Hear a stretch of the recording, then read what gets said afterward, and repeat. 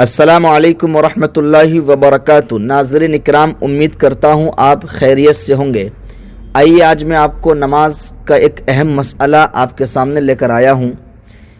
مسئلہ یہ ہے کہ اگر کوئی شخص 4 رکعت نماز ادا کر رہا ہے، سنت پڑھ رہا ہے 4 رکعت، اس نے پہلی ہی رکعت میں سورہ ناس پڑھ لیا تو بقیہ 3 رکعتوں میں وہ کیا پڑھے گا؟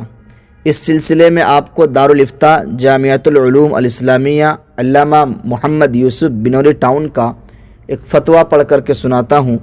عنوان قائم کیا کہ پہلی رکعت میں سورۃ الناس پڑھ لی تو بقیہ رکعتوں میں کیا پڑھیں؟ سوال نمبر 1 کیا ہے؟ 4 رکعت نماز سنت میں اگر میں نے پہلی رکعت میں بھول کر سورۃ الناس پڑھ لی تو باقی کی 3 رکعتوں میں کیا پڑھوں گا؟ سوال نمبر 2، اور فرضوں کی 2 رکعتوں میں سورۃ الناس پڑھ سکتے ہیں یا نہیں؟ یعنی 3 آیات ایک رکعت میں اور 3 آیات دوسری رکعت میں۔ تو پہلے سوال کا جواب دیا، باقی 3 رکعتوں میں کسی بھی جگہ سے پڑھا جا سکتا ہے۔ قرآن کی ترتیب کا خیال رکھنا صرف فرائض میں ضروری ہے، سنن و نوافل میں نہیں۔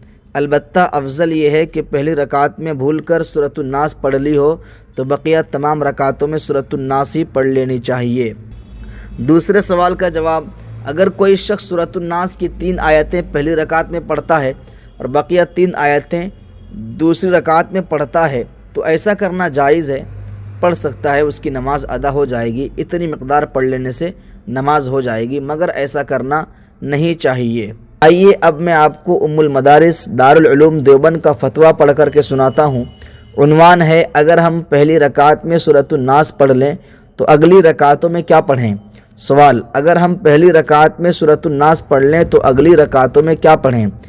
جواب ہے، بسم اللہ الرحمن الرحیم، اگلی 2 رکعتوں میں بھی سورۃ الناس پڑھیں۔ دارالافتاء دارالعلوم دیوبند۔